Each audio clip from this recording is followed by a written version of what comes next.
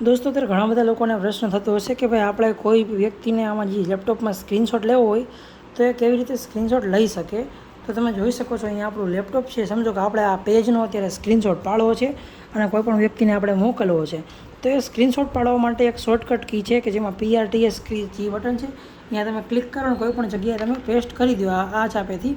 પણ એના સિવાયનું એક બીજી પણ જે છે એ તમને બતાવું. બે રીતે તમે સ્ક્રીનશોટ લઈ શકો છો. બંનેનું હું તમને અહીંયા બતાવીશ. તો તમે જોઈ શકો છો અહીંયા આપણી પાસે જે વિન્ડોનું બટન છે પ્લસ શિફ્ટનું બટન છે પ્લસ એસ, આ ત્રણેય ચાપને તમારે એકારે ક્લિક કરવાની છે. વિન્ડો, શિફ્ટ અને એસ. તો તમે જોઈ શકો છો વિન્ડો, શિફ્ટ અને એસ આપણે અહીંયા ત્રણેયને ક્લિક કરી એટલે ઉપર અહીંયા આપણને સ્ક્રીનશોટ માટે સિલેક્ટ કરવાનું આપણે જણાવ્યું.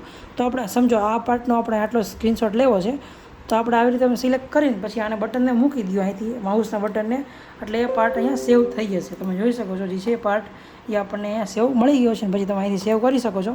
જ્યાં તમારે ડાઉનલોડની ફાઇલમાં મૂકવું હોય તમે ટાઇટલ આપીને પછી અહીં સેવ કરી દો એટલે એ પાર્ટ સેવથી અહીંયા સેવ થઈ જાય છે સ્ક્રીનશોટ. તો તમને અહીં લાઈવ બતાવીશ દો એક વખત કે કેવી રીતે સેવ થાય. તો તમે જોઈ શકો છો આપણે ડાઉનલોડને ફાઇલમાં એને સેવ કરી નાખ્યો છે સ્ક્રીનશોટ. અહીંયા આપણને સ્ક્રીનશોટ કમ્પ્લીટ મળી ગયો છે. સ્ક્રીનશોટ આપણે ક્લિક કર્યો પછી તમે એને વોટ્સઅપમાં ગમે અહીંયા મોકલી શકો છો જો તમારે મોકલવો હોય તો.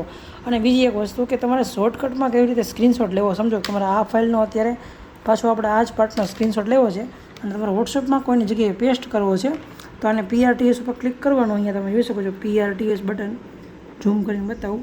PRTS બટન જો તમારા પીસીમાં પણ હોય અને લેપટોપમાં પણ હોય. તો અહીંયા આપણે PRTS બટન ઉપર ક્લિક કરી દીધું એક વખત અને પછી આપણે જે પેજ જેને જે જગ્યાએ મૂકવો હોય પેસ્ટ કરવો હોય અહીંયા આપણે પેસ્ટ કરી શકીએ. પહેલાં આપણી ભાષા અહીંયા ગુજરાતી છે જેને આપણે ચેન્જ કરવી છે. તો વિન્ડોમાં જઈને અહીંયા આપણે ઇંગ્લિશ ભાષા કરી નાખીએ.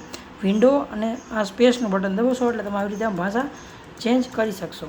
તો ઇંગ્લિશ ભાષા કરી નાખીએ આપણે. તમે જોઈ શકો છો અહીંયા ઇંગ્લિશ ભાષા થઈ ગઈ છે ENG. અને પછી અહીં લખશું પેન્ટ, PAINT. વિન્ડોમાં જઈને PAINT પછી આપણે એન્ટર આપશું એટલે આ પેન્ટ ખુલી જશે.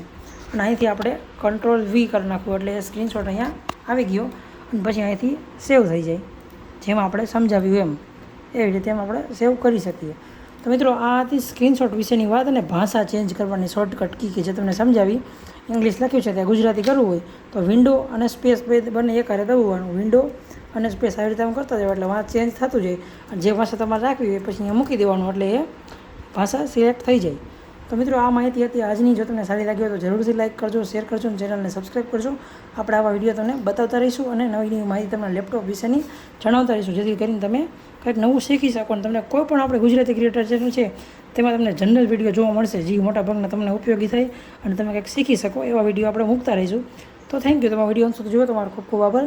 તમારા મિત્રો સાથે જરૂરી વિડીયો ને આ શેર કરજો જે વ્યક્તિને જરૂર આવી રીતની તકલીફ પડી હોય તો મારો વિડીયો ફરજિયાત એને મોકલજો અને એનું કામ પણ થઈ જશે. Thank you.